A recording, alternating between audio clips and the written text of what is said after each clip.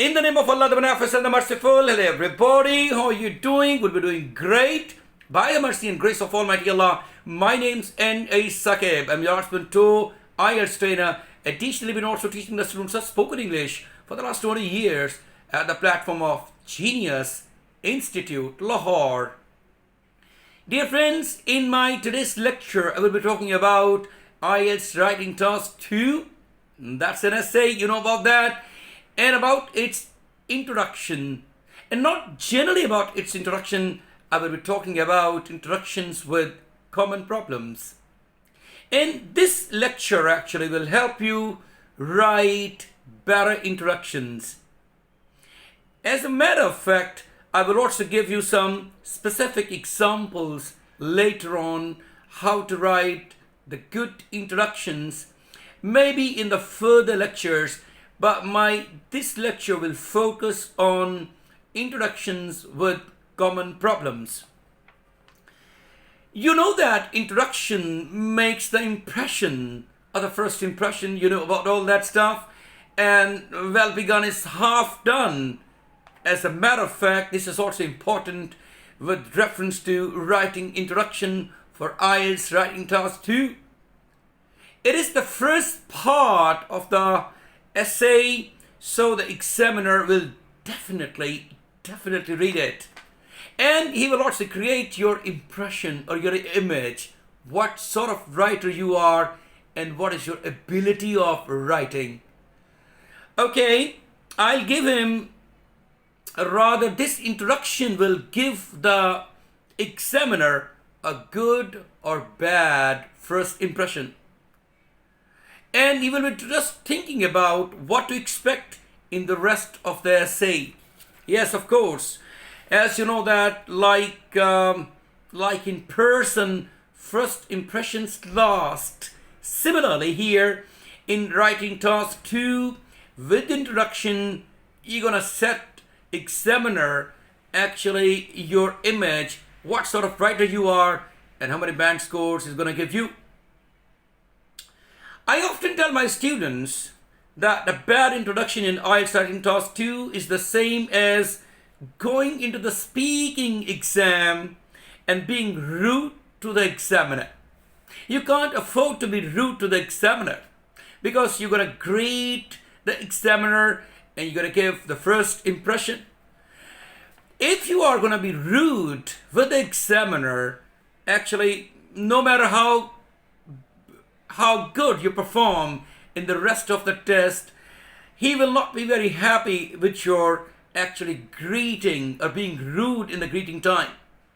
So the examiner won't be happy, and unhappy examiners are less likely to give you good band scores. Gotta be careful about it. So your introduction is gonna make the difference in your getting band scores. I keep telling my students to be very particular and careful about writing introduction. It has got a set pattern. I've been just talking about 3 sentences quite repeatedly. What are those 3 sentences? Number 1 is the background statement in which you paraphrase the question. Second one is actually your thesis statement, and that's in 1 sentence you give answer to the whole question. And the third sentence actually is the outline statement in which you give a bit of mind, what you will be writing in the body paragraph and how you will be concluding it. So all these 3 sentences are extremely important. And if you start your essay badly, it is going to help you in getting good band scores. So what are the common problems being faced by the students? I will just try to enumerate all those problems one by one. The first one is talking too generally about the topic. So this is what is least expected by the examiner's criterion of assessment. Most of these essays start off with nowadays, or in modern life, or in the modern era, or in the recent times, followed by the general information about the topic. And I would say, in my opinion, this is the first start because it doesn't meet the requirement of the introduction of your essay. Remember, you are supposed to answer the question, not writing generally about the topic. So not supposed to write generally about the topic. You must be straight away giving the answer to the question being asked by the examiner. The second common problem is not including the thesis statement or the background statement. So, as I told you early on, this background statement which you paraphrase the question or rephrase the question by using synonyms or by changing the order of the sentence, these are important parts of your introduction. So, if you miss these important sentences, you're gonna lose marks. Not including one even will lose you marks in several different ways. And next one is leaving out the outlining statement or the outline sentence or the outline statement. This is also a bad impression when you don't tell your examiner what I'm gonna do in the body paragraphs. Actually, if you don't include a sentence outlining what your essay will be saying, the examiner doesn't really know what you're going to do, what you're going to write about the rest of the essay. If it doesn't have information about, your rest of the essay, which important 2 or 3 body paragraphs you're going to write, this will not be a very good idea.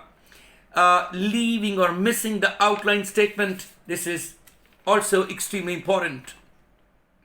And the fourth common problem is actually trying to write a hook for entertainment. A hook actually is not required at all by the examiner. And this is not in queue with the examiner's criterion of assessment. He doesn't want a hook. Hook actually creates a bit of interest for the audience, for the readers, for the examiner. In university essays, it's alright, you can write down the hook. It will suit the essay, it will be a good start. But as far as IELTS essay, that is a task 2 of your writing module is concerned, there is no hook needed. So IELTS exam is different from the university exam. So there is no extra points for being interesting. In fact, being boring will do the job or will probably be helping you. So don't go for this hook. Instead, you start off your essay by writing the background statement, and that's the paraphrasing of the question or rephrasing the question. It is going to help you, or it is going to tell the examiner that you have got a lot of good vocabulary and structural English, structural language, in your arsenal, and you have understood the question by them. As a matter of fact, the last common problem with the introductions is using an informal style. Some people start off their essays by writing the informal vocabulary like slangs, or by using the contractions, the short forms. Instead of writing will not, they write won't, or can't, or couldn't, shouldn't, or wouldn't. So these are all the contractions. They are not needed. They are not in queue with the formal academic style. So know your audience. Who are your audience? Or in case of IELTS writing task 2, examiners, criterion of assessment. You must be knowing about all that. And he demands you or expects you to write in a formal academic style that will suit your target, and it will give you a purposeful writing. My dear friends, I have introduced you with 5 fundamental mistakes being made by the students in general in writing their introduction. I hope you would have noted all that stuff, and you're going to make all of them, or any one of them, of course, if you want to have a better IELTS band score.